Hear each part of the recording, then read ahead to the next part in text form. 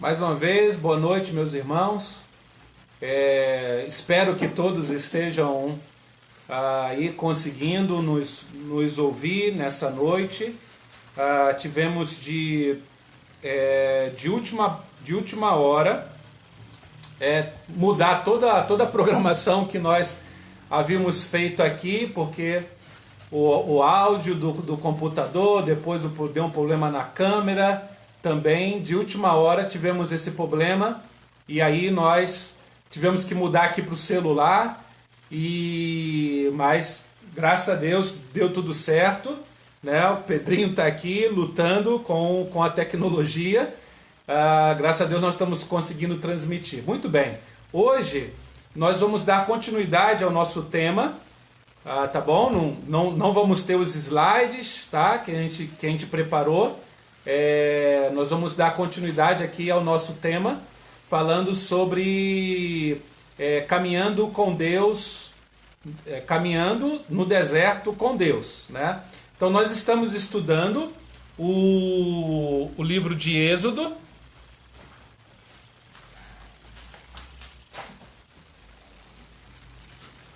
Nós estamos estudando o livro de Êxodo. Então nós já fizemos algumas comparações. Nós estamos colocando o livro de Êxodo em espelho com o livro de Gênesis. Então, rapidamente, eu vou procurar fazer uma rápida recapitulação daquilo que nós já havíamos falado desse tema, né?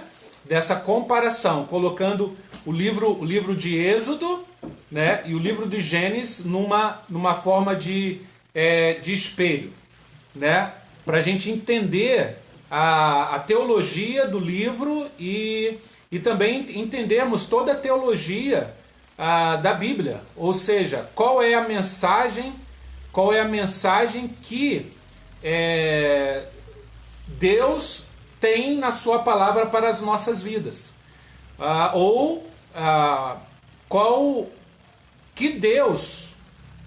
Como que Deus se revela na sua própria palavra para nós, né? Qual é o Deus que nós servimos? Então, é isso que a sua palavra está querendo nos mostrar, né? Deus então nos deu a sua palavra, que é a revelação dele mesmo. Então vamos seguir.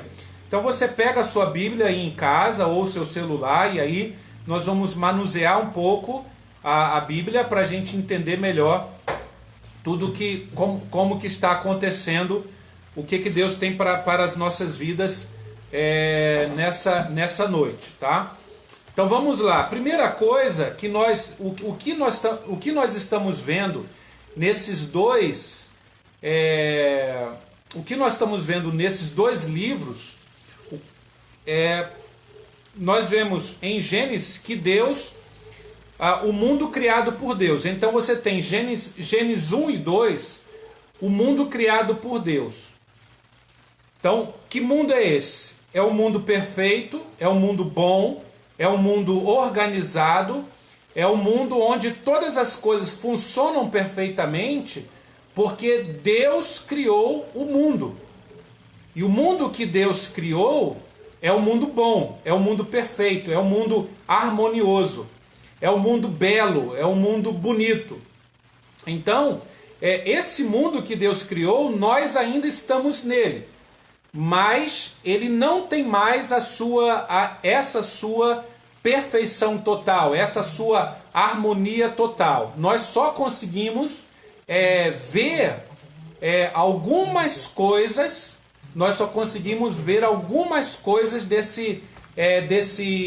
desse mundo, tá?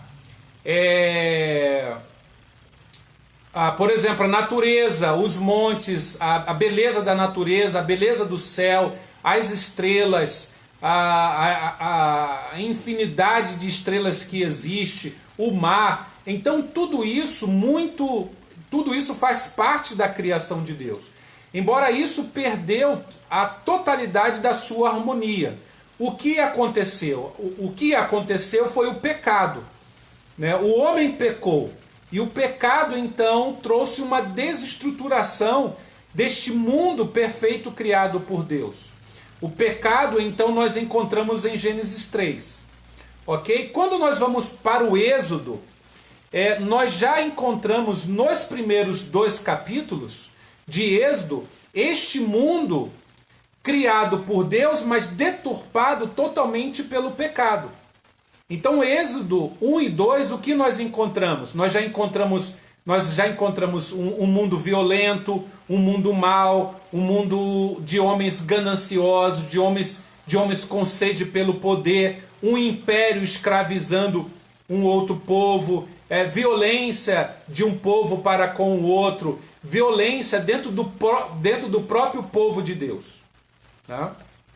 E então, este é o mundo já deturpado pelo pecado que nós encontramos em Gênesis, em Êxodo capítulo 1 e 2.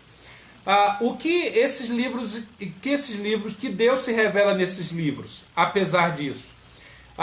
O Deus que se revela nesses livros é um Deus que está constantemente salvando. É um Deus que está constantemente salvando a humanidade. Salvando a humanidade de quem? Salvando a humanidade da própria humanidade, do seu próprio pecado. É isso que nós vamos ver então de Gênesis capítulo 3, né, a partir do pecado, até Gênesis capítulo de número 11. De Gênesis 3 e Gênesis 4, até Gênesis 6, nós vamos ver o quê? Nós vamos ver que a maldade da humanidade se multiplicou e muito. Conforme a humanidade ela vai se multiplicando também a maldade. E esta humanidade ela vive totalmente afastada de Deus. Mas no meio desta humanidade má, Deus encontra um homem, né, que é Noé. Isso em Gênesis. E a partir dele, então, ele salva a humanidade dela mesma. Né? Então isso nós encontramos na história de Noé. No livro de Êxodo, Deus está salvando. Deus vai salvar quem? Vai salvar o seu povo da escravidão do Egito. Então Deus salva a humanidade, salvando o seu povo, destruindo o império egípcio, né? Acabando com aquela sequência daquele império mau, né? Agora, em espelho, o que nós vemos? Nós vemos que Deus usa famílias. Então Deus usou a família de Noé, e Deus, no livro de Êxodo, também está usando uma família, que é a família de Moisés. Então, então nós vemos a mãe no primeiro capítulo, né? Na verdade, no segundo capítulo, a mãe de Moisés e a irmã de Moisés, cuidando daquela criança, que é o próprio Moisés, colocando no cesto, e aquele menino que está dentro do cesto, né, fechado por betume, e aquele menino então é salvo das garras do imperador que mandou matar todos os meninos do povo de Deus. Então Deus, a partir daquela família, Deus está usando aquela família para abençoar toda a humanidade. Então Deus usa famílias para destruir impérios. Esta é a mensagem que nós encontramos no livro do Êxodo. A mesma coisa nós encontramos na história de Noé em Gênesis, porque Deus salva uma família. Depois, no livro de Gênesis, no capítulo 11, nós encontramos a história, ou seja, a humanidade é salva dela mesma, a partir da família de Noé, mas a humanidade continua pecadora. E novamente, no capítulo 11 de Gênesis, nós encontramos a história da cidade e de um povo que quer construir uma torre. Então a torre ficou conhecida como a Torre de Babel. Por quê? Deus ele intervém e na construção daquela torre confunde as línguas daquele povo, e eles não conseguem mais construir a torre, porque o objetivo dele construir a torre era para eles se perpetuar na terra e eles serem uma cidade poderosa. Então Deus intervém nisso e acaba com aquele plano. Então, a mesma coisa. Então, como que aquela torre era construída? Aquela torre era construída de tijolos, de um trabalho escravo. A banda Resgate fez uma música recente agora que ela diz: concreto no lugar do coração, ou tijolo no lugar de coração. Essa é a construção da cidade. A cidade construída pelo homem pecador, né? A mesma coisa, a mesma ideia dos tijolos nós encontramos no livro de Êxodo. Porque o Império Egípcio, ele também está construindo uma cidade. Só que ele constrói uma cidade a partir do trabalho escravo do povo de Deus, que faz tijolos também para construir a cidade, para que aquele império continuasse sendo poderoso. Deus, então, no livro de Êxodo, da mesma forma como ele intervém na história da Torre de Babel, Deus também no livro de Êxodo, ele intervém na história através de Moisés e sua família, né? A mãe de Moisés, a irmã de Moisés, Miriam, e o irmão de Moisés, que é o porta-voz dele, que é o Arão, né? Então Deus intervém nessa ação do ser humano pecador, procurando então salvar novamente a humanidade de si mesma, certo? Então, qual Deus está sendo revelado para nós? Como que Deus se revela para nós? Na sua própria palavra. É um Deus que está fazendo o bem para a humanidade. Deus não está fazendo mal para a humanidade, porque a humanidade já está no mal, porque ela é pecadora. Então o próprio mal é o próprio pecado. Então a ação de Deus em toda a história das Sagradas Escrituras é um Deus que está salvando. Ele faz isso com Noé, ele faz isso na história da Torre de Babel, ele faz isso quando ele, de Abraão, ele forma um povo, isso no capítulo 12, e ele continua fazendo isso agora no livro do Êxodo, libertando o seu povo, que se tornou muito numeroso lá no Egito, mas que se tornou um povo, cresceu como um povo escravo. E Deus então resgata esse seu povo das garras daquele império, liberta aquele povo, para que esse povo abençoe todas as nações, cumprindo então o chamado de Abraão, de Gênesis 12. Quando Deus então chama Abraão, né, e diz: em ti serão benditas todas as famílias da terra, sê tu uma bênção.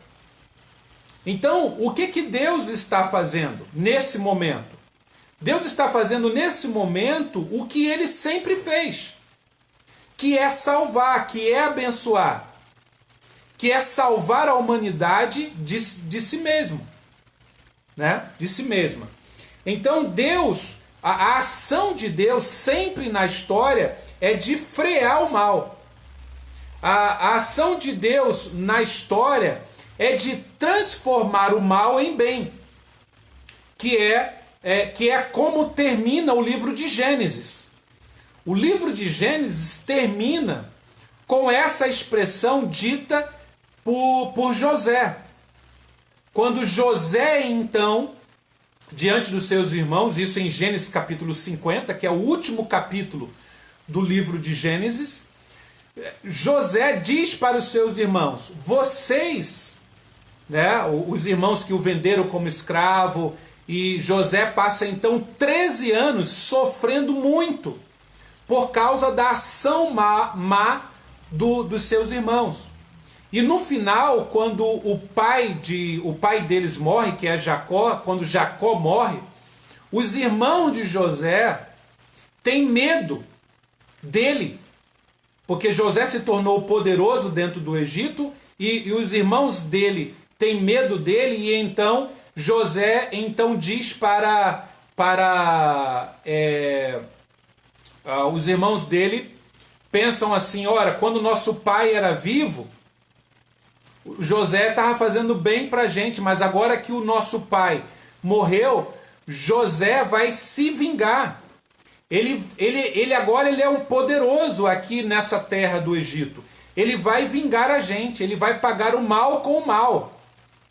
E isso chega aos ouvidos de José. José então chora, a gente não sabe por que José chora, né? E eu entendo que José chora porque diz assim: meus irmãos não entenderam nada. E então quando José chama os seus irmãos e diz assim: vocês intentaram mal para comigo. Vocês fizeram um grande mal para mim, mas eu não sou Deus. José diz isso. Eu não sou Deus. Porque agora Deus, o Deus que eu conheci, o Deus que eu conheço, ele transformou o mal em bem. Então o livro de Gênesis termina revelando esse Deus pela boca de José. Esse Deus que transforma o mal em bem.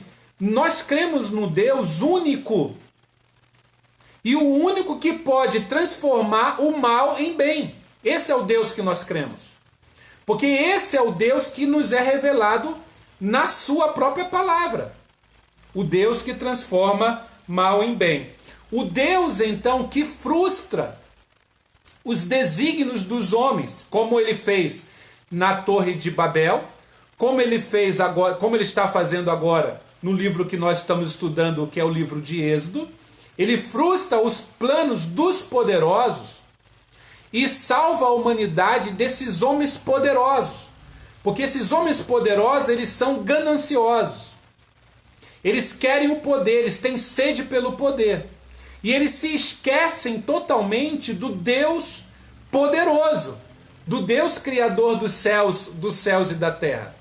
E então Deus age, Deus está sempre agindo na história para então salvar a humanidade de si mesma, do próprio mal que ela faz para si mesma. Então, esta é a história que nos está sendo revelada nas Escrituras. Então, o Deus que se revela nas Escrituras é um Deus que está salvando, é um Deus que salva. Bom, nós vemos o quê? Que em Gênesis, Deus dá a oportunidade da humanidade se salvar. Através do quê? Através de uma arca. Então ele chama Noé e através de Noé, ele diz: constrói uma arca e deixa a porta da arca aberta. E anuncia ao povo: quem quiser se salvar, que entre na arca. Né? Só que nós sabemos da história que só quem se salva é Noé e sua família. Mas a oportunidade sempre foi dada por Deus. Então Deus é um Deus... Deus não é um Deus mau que destrói. Ele é um Deus que está o tempo todo salvando. E ele dá a oportunidade para as pessoas se salvarem. Ok? A mesma coisa acontece no livro de Êxodo. Então, quando Deus começa a agir contra o Império Egípcio através das 10 pragas, Deus está sempre dando a oportunidade para aquelas pessoas do Egito mesmo se salvarem também. Então, até o fim, todas as pragas que vêm, todas as 10 pragas que vêm sobre o Império Egípcio, Deus está sempre dando em cada praga a oportunidade daquele povo, daquelas famílias e do próprio faraó se render ao Deus Todo-Poderoso. Porque aquele povo era um povo totalmente idólatra. E nós vamos ver isso até o fim. quando então Deus institui a Páscoa, né? Quando Deus institui a Páscoa. Bom, hoje eu queria falar rapidamente então dessas 10 pragas, ok? Bem rápido mesmo, gente. Nós tínhamos preparado os slides, né, para colocar para vocês, então, mas o problema que nós tivemos não deu para colocar. Não vai dar para colocar. Mas então, vamos pensar rapidamente nessas 10 pragas. Eu queria que você ficasse com a sua Bíblia aberta aí. O que Deus está fazendo então no livro de Êxodo, né? Vamos lá então, vamos ficar agora só no livro de Êxodo, tá? No livro, você abra a sua Bíblia no livro de Êxodo, e todas as 10 pragas, elas iniciam no capítulo 7. Ela inicia no capítulo 7. A primeira praga nós temos no capítulo 7, versículo 14, que é: as águas do rio Nilo se tornam em sangue. Então, rapidamente, quais são as 10 pragas? A primeira, a água do rio Nilo se torna em sangue. A segunda praga são a multiplicação das rãs ou dos sapos. A terceira praga é a praga, o pó da terra se transforma em piolhos. A quarta praga é a quarta praga é a praga das moscas. A quinta praga é a morte dos rebanhos. A sexta praga são as feridas purulentas, né? A sétima praga é o granizo. A oitava praga é os gafanhotos. A nona praga são as trevas, tá? E a 10ª praga, a morte dos primogênitos. Que aí nós então vamos do capítulo 7, versículo 14, até o capítulo 12 do livro de Êxodo, essas 10 pragas, terminando com a morte dos primogênitos dos egípcios, inclusive o primogênito do faraó, no capítulo 12. Bom, o que essas pragas, então, elas representam? O que Deus está fazendo com essas pragas? Essas pragas se refere a entidades, a deuses que o próprio povo egípcio adorava. Então, por exemplo, a primeira praga, a água se torna em sangue, a água do rio. O rio Nilo, ele era um rio, ele foi deificado, ou seja, o rio era considerado um deus para o Império Egípcio. Vamos nos lembrar que foi no rio Nilo que os meninos do povo de Deus foram jogados. Por que eles jogaram os meninos no rio? Era uma forma de sacrifício. Eles estavam dizendo para o Deus dele: olha, aqui está um sacrifício para vocês. Então, a primeira coisa que Deus faz nessa praga é destruir, ridicularizar esse Deus. Porque Deus então transforma as águas do rio em sangue. Então, Deus usa alguns acreditam que Deus usa um fenômeno natural que ocorria todo ano, mas de uma forma intensificada. Descia umas águas, né, pelo rio, e elas realmente transformavam a cor do rio em uma cor avermelhada. Então, possivelmente, Deus usou esse fenômeno natural de uma forma muito grande e realmente transformou a água daquele rio em sangue ou em alguma coisa. Bom, Deus fez esse prodígio extraordinário e transformou. Agora vejam que interessante, no capítulo 7, versículo de número 29, no capítulo 7, versículo de número 19, nós temos o seguinte versículo: disse o Senhor a Moisés: diga a Arão que tome a vara e estenda a mão sobre as águas do Egito, dos rios, dos canais, dos açudes e de todos os reservatórios.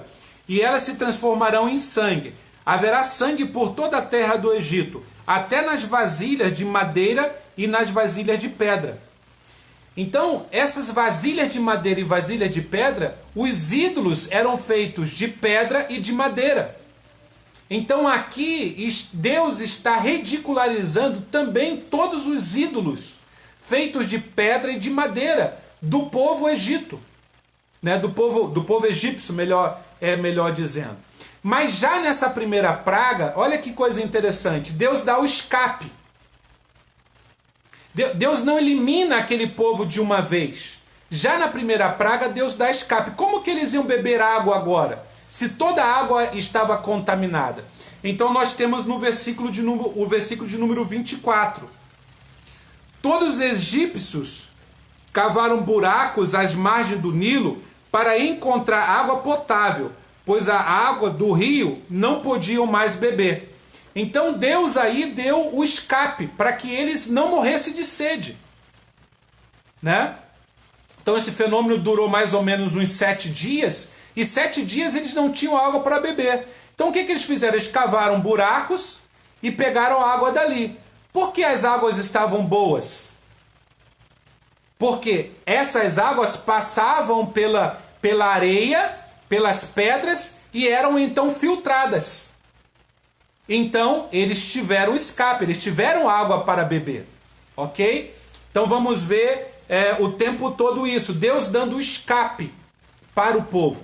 Deus não elimina aquele povo de uma vez. Deus sempre dá a oportunidade deles se salvarem. Vamos para a segunda praga. A segunda praga nós encontramos no versículo, no capítulo 8º. No capítulo 8º nós temos a segunda praga, que é a multiplicação das rãs ou dos sapos. A rã ou o sapo era um deus deles, que era o deus chamado Heqet. Esse deus ajudava as mulheres a dar à luz. Então era o deus das parturientes. Então, e vejam que quem é o deus das parturientes? É o nosso Deus. Porque é ele que multiplica o seu próprio povo. As mulheres hebreias realmente eram muito férteis. Elas tinham muitos filhos. Só que os egípcios acreditavam nesse Deus Heqet, que tinha uma forma de uma rã ou de um sapo. E eles acreditavam que esse Deus é que ajudava as mulheres a terem filhos. Então, quando Deus multiplica as rãs ou os sapos, possivelmente Deus usando um fenômeno natural. Porque o que aconteceu? O rio as rãs não conseguiam mais viver no rio. E elas então foram para a terra, encheram a terra. Porque o rio os peixes morreram nos rios, por causa que a água virou sangue. Então, Deus novamente está ridicularizando os deuses dos egípcios. A terceira praga nós encontramos no capítulo 8º, versículo de número 16. Então, aqui nós temos Deus então diz para Moisés, ele falou que os piolhos, é a praga dos piolhos, né?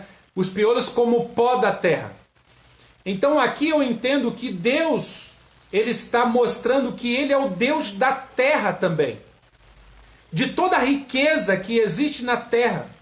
Então entendam, irmãos, toda a riqueza que nós temos no mundo hoje vem da onde? Vem da terra. Ouro, pedras preciosas, tudo. Então aqui Deus está mostrando que ele é o Deus da terra também, né? E ele então transforma essa terra, e vejam, no livro de Gênesis, do pó da terra Deus faz o homem, né? Então é esse Deus que tem domínio sobre também a terra, aqui nesse momento dos piolhos, tá? E no capítulo 8, versículo 19, no capítulo 8, versículo 19, nós temos assim: os magos, capítulo 8, versículo 19, os magos disseram ao faraó: isso é o dedo de Deus. Então essa expressão dedo de Deus mostra o poder de Deus, ou seja, Deus usa apenas o dedo, apenas para mostrar a sua grandeza. Essa expressão, o dedo de Deus, ela vai se repetir em toda a Bíblia, ou dedo de Deus, ou mão de Deus. Há uma expressão lá em Lucas 11:20, nós não vamos ler, mas em Lucas 11:20, Deus, quando Jesus está expulsando os demônios, ele diz, ele faz isso pelo dedo de Deus. É o poder de Deus. Então, os próprios magos do Egito já admitem isso. Esse poder de Deus. Ok? Então, vamos seguir. A quarta praga, que é a praga das moscas. Então Deus ele tem um domínio também sobre os insetos, né? E ele multiplica as moscas. Nesta quarta praga, nós vemos a primeira vez que Deus ele está mandando essas pragas sobre o povo egípcio, mas ele está protegendo o povo dele. Então no capítulo 8, versículo 21 e versículo de número 22, melhor dizendo, né?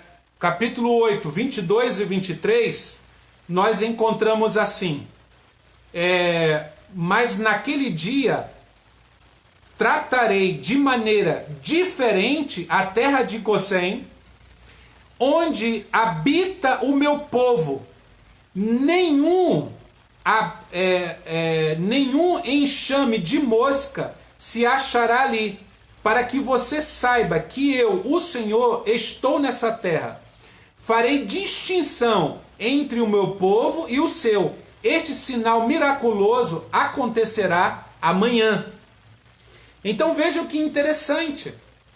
Aqui é o primeiro momento nas pragas que Deus então fala que ele está fazendo distinção. Ele está fazendo distinção entre o povo dele e o povo dos egípcios. Então como que você se salva?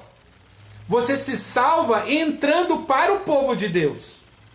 E eles têm essa oportunidade. Então, o próprio povo egípcio nesse momento diria assim: peraí, se Deus protege o povo dele, então eu vou me render a este povo, vou entrar para o povo dos hebreus, para o povo de Deus, e lá eu serei protegido. Então, essa é a história que Deus está mostrando aí. Então, nós encontramos essa expressão também no capítulo 9, versículo 4. Capítulo 9, versículo 4 aí de Êxodo. Mas o Senhor fará distinção entre os rebanhos de Israel e do Egito, nenhum animal dos israelitas morrerá. E também, no versículo 6, aí do capítulo 9, no dia seguinte o Senhor fez, todos os rebanhos dos egípcios morreram, mas nenhum rebanho dos israelitas morreu. Ok?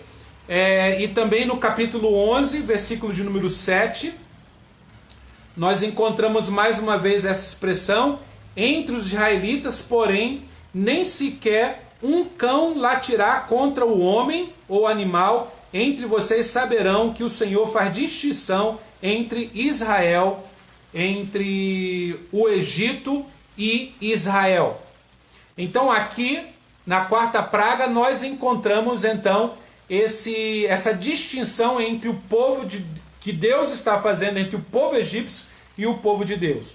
Vamos lá, vamos seguir. A quinta praga, que são a morte dos animais.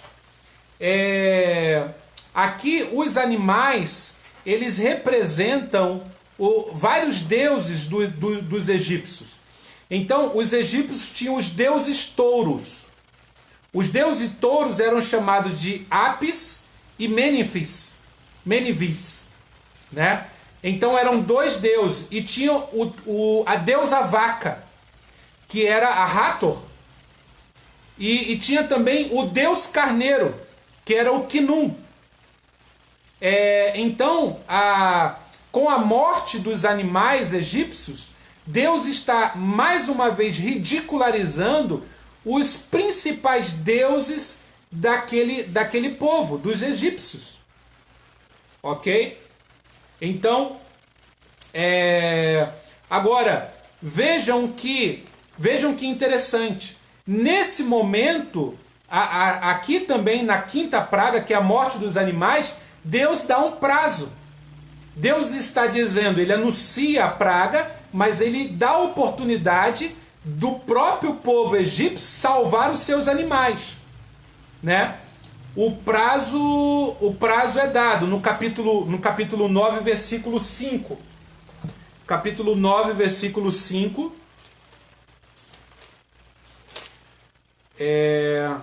Então nós temos assim: o Senhor estabeleceu um prazo.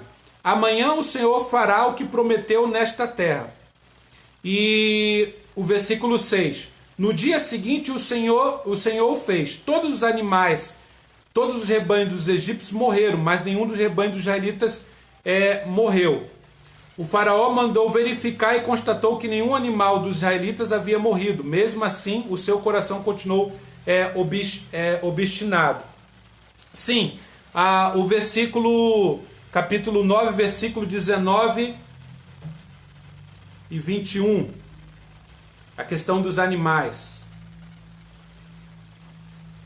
Capítulo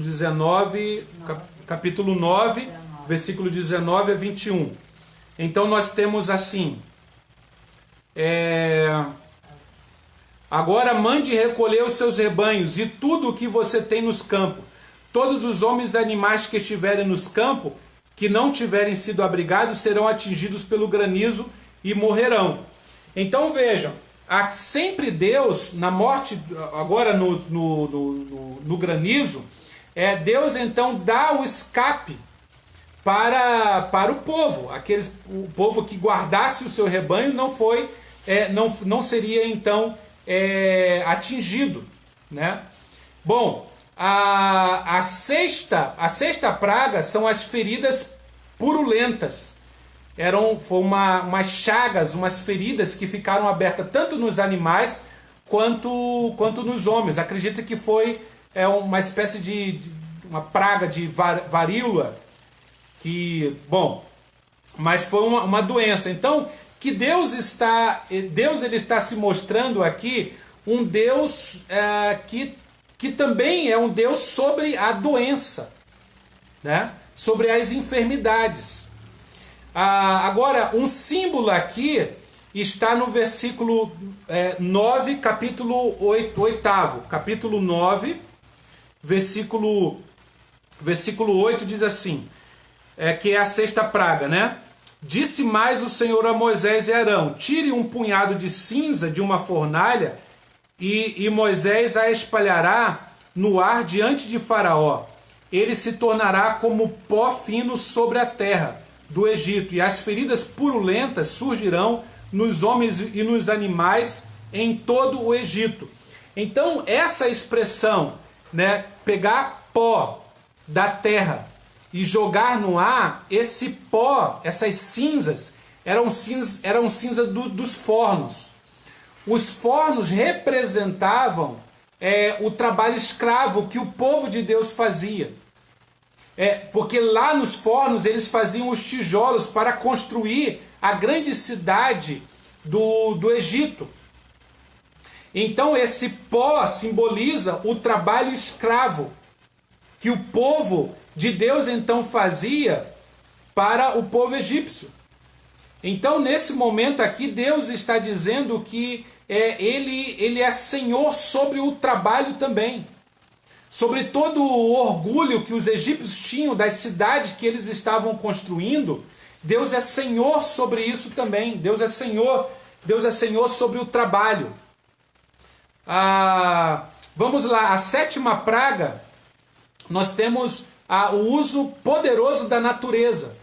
Então veio que é o granizo, e destruiu toda a lavoura, ou quase toda a lavoura dos egípcios. E nessa praga, novamente, Deus não destrói tudo. Deus deixa ainda algumas coisinhas lá para que o povo egípcio tivesse o que comer ainda. Mas nessa sétima praga acontece uma coisa bem interessante. No capítulo 9, versículo de número 27, é a primeira vez que o faraó então começa a se render. No capítulo 9, versículo 27, então faraó mandou chamar Moisés e Arão e disse: desta vez eu pequei. O Senhor é justo, e eu e o meu povo é que somos culpados. E aí o faraó pede uma oração: orem ao Senhor. Os trovão de Deus e o granizo já são demais, e eu os deixarei ir, não precisam mais ficar aqui. Então é a primeira vez que então o faraó reconhece e confessa o seu pecado. Então o que Deus está mostrando é o seguinte, que tudo isso que está acontecendo com o faraó e com o seu povo é consequência do pecado dele, da maldade dele, de tudo aquilo que ele fez contra o povo de Deus. Então todo mal é consequência da própria humanidade, do próprio pecado humano. E o faraó então reconhece isso. E veja que interessante, o faraó pede uma oração. Em tempos de crise, as pessoas ficam desesperadas e pedem: por favor, ore por mim, eu estou passando por uma crise, está muito difícil e tal e tal. Então, em tempo de crise, isso acontece, as pessoas buscam a Deus. Mas, infelizmente, o que acontece também? Logo as pessoas se esquecem de Deus, como aconteceu com o faraó. Muitas e muitas vezes daqui para frente aí na história, né? Depois vocês leiam com cuidado, você vai ver que o faraó, não somente essa vez, mas outra vez ele pede para que Moisés ore por eles, né? Por ele e pelo seu povo, mas depois o faraó novamente endurece o seu coração e volta a ser uma pessoa dura de coração. Não se converte ao Senhor. Muito bem, então vamos para a oitava praga. A oitava praga é a praga dos gafanhotos. Os gafanhotos, eles são da natureza. Eles pertencem à natureza. E todo ano vinha, trazidos pelos ventos do Oriente, gafanhotos para aquela região. Só que nessa praga, o que Deus faz? Deus ele mostra que ele é Senhor dos ventos. Ele é Senhor dos ventos. Então, no capítulo 10, aí nas pragas dos gafanhotos, no capítulo 10, versículo 13, capítulo 10, versículo 13 diz assim: Moisés estendeu a vara sobre o Egito, e o Senhor fez soprar sobre a terra um vento oriental durante todo aquele dia e toda aquela noite, pela manhã. Pela manhã, o vento havia trazido os gafanhotos, os quais invadiram todo o Egito e desceram em grande número sobre toda a extensão. Nunca antes houve tantos gafanhotos, nem jamais haverá. Então veja, os gafanhotos pertencem à natureza. O que Deus fez foi mandar um vento constante e mandou muito gafanhoto exatamente para a terra do Egito. Mas olha o versículo de número 19. O versículo 19 diz assim: o Senhor fez soprar com muito mais força o vento ocidental, e este envolveu os gafanhotos e os lançou no mar. Não restou um gafanhoto sequer em toda a extensão do Egito. Nessa praga, o que Deus está mostrando é que ele é Senhor dos ventos. Agora eu queria levar você rapidamente para um episódio do Novo Testamento, que é Mateus capítulo 8, versículo 23. Rapidamente, nós já vamos terminar. Mateus capítulo 8, capítulo 8, versículo de número 23. Mateus 8,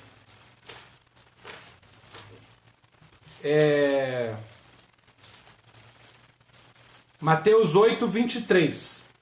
Mateus 8, 23, nós temos essa história. Jesus acalma a tempestade.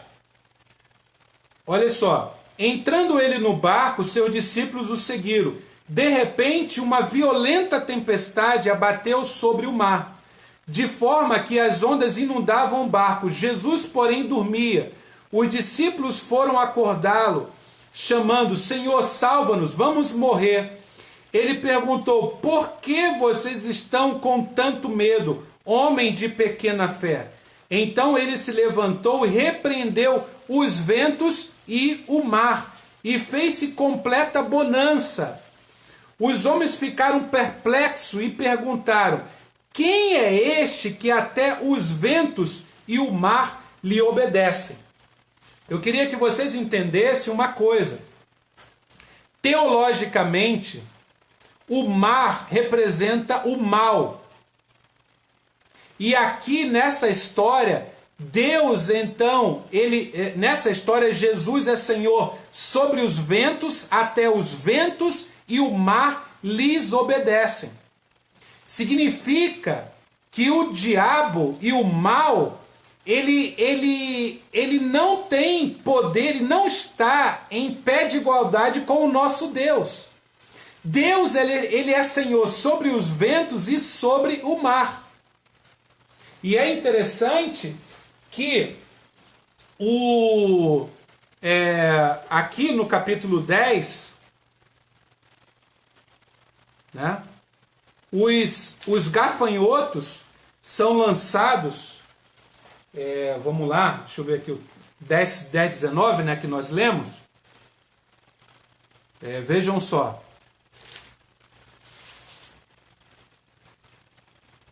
Desculpe, eu tô... Bom, os gafanhotos foram jogados no Mar Vermelho. É isso? Confere aí. Para mim, 10, 19, o 20. Então ele levantou os gafanhotos e lançou no Mar Vermelho. Olha aí. Ele lança os gafanhotos com o vento no Mar Vermelho. Ou seja, o mar representa o mal. Tanto é que na cidade celestial, o novo mundo que nós estamos indo, que já nos é revelado no livro de Apocalipse, o texto diz: novos céus e nova terra, onde o mar já não existe.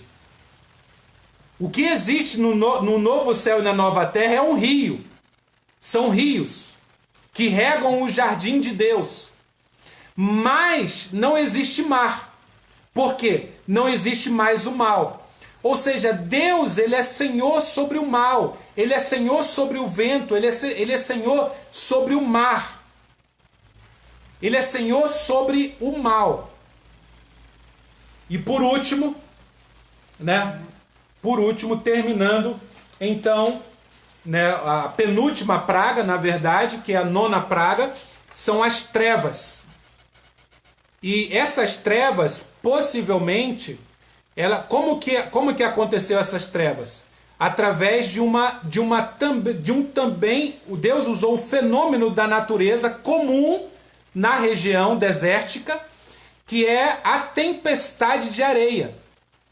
Então essas trevas, possivelmente Deus usou uma tempestade muito forte de areia que cobriu o Egito e eles ficaram em trevas.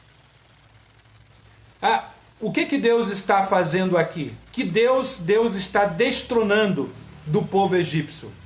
Ele está destruindo o Deus que eles criam, que era o Deus Sol, que era o Deus Ra. Esse era o maior Deus do egípcio. um dos maiores deuses que os egípcios cultuavam. Era o deus Sol. Então, quando Deus lança trevas, possivelmente através de uma tempestade de areia, sobre o império egípcio, Deus está dizendo: eu sou o Senhor sobre o sol, sobre a natureza. Eu criei o sol. Eu sou o Senhor sobre tudo. Bom, e aí nós vamos chegar na 10ª, mas na 10ª nós vamos falar domingo que vem. O que é a morte do primogênito, então nós vamos falar novamente sobre a Páscoa.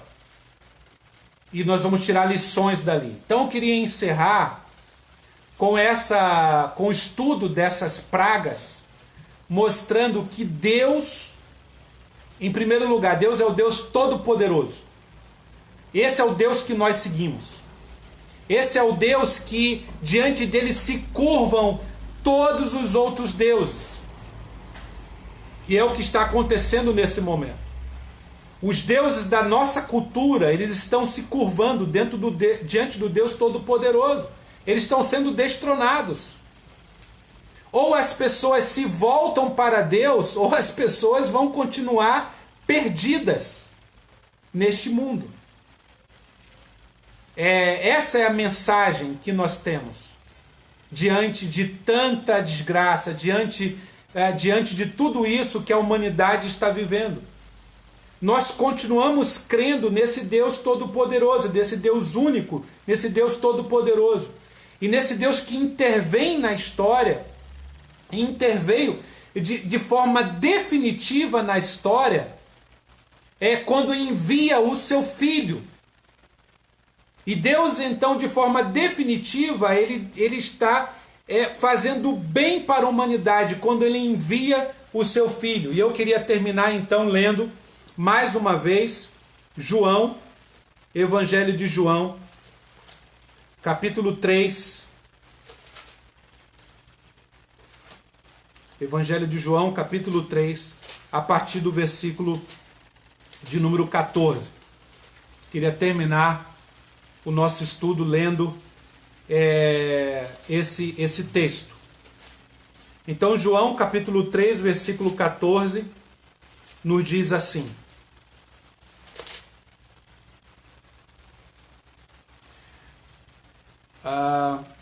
da mesma forma como Moisés levantou a serpente no deserto, assim também é necessário que o Filho do Homem seja levantado, para que todo aquele que nele crê tenha a vida eterna. Versículo 16, João 3,16. Porque Deus tanto amou o mundo, que deu o seu Filho unigênito, para que todo o que nele crê não pereça, mas tenha a vida eterna. Pois Deus enviou o seu Filho ao mundo, não para condenar o mundo, veja, Deus não está condenando o mundo, mas para que este fosse salvo por meio dele, ou seja, Deus está salvando. O mundo já está perdido, e é isso que ele diz aqui, no versículo 18. Quem nele crê não é condenado, mas quem não crê já está condenado, por não crer no nome do Filho unigênito de Deus. Este é o julgamento. A luz veio ao mundo, mas as trevas, porque as suas obras eram más. Então, meus queridos irmãos, Deus está salvando neste momento. Deus continua salvando. Agora ele está salvando através do Filho. Ele já enviou seu Filho. O Filho, Jesus, o nosso Senhor, já morreu na cruz em nosso lugar. Já derramou o seu sangue. Já ressuscitou ao terceiro dia. Está à destra de Deus. É dessa forma que Deus está salvando. E como que qual é a nossa missão? A nossa missão é então levar essa mensagem de salvação, porque o mundo já está condenado. O mundo já se curvou diante de todos os ídolos dessa nossa cultura. Riqueza, fama, a prosperidade, até a família, e tantos outros, o sexo, e tantos outros deuses dessa nossa cultura. Mas nós temos uma palavra de salvação, que é o Evangelho, que é anunciar Jesus. E é dessa forma que Deus está salvando nesse momento. Então esse não é um tempo de perdição, porque perdido o mundo já está, condenado o mundo sem Deus já está. Mas nós temos, a porta ainda está aberta. A porta da arca ainda está aberta, que é Jesus. Né? Então Deus está salvando, e essa é a mensagem que nós temos neste momento. Confie em Deus, crê em Deus, entregue sua vida nas mãos de Jesus, abra o seu coração para Ele entrar, que você estará salvo, que você estará seguro. Nas mãos de Deus, nós estamos seguros. Então entregue totalmente a sua vida a Ele, e confie nele, e descanse nele, e tudo mais Ele fará. Nós estamos seguros. Ele venceu a morte. Ele venceu a morte. Que Deus abençoe a sua vida.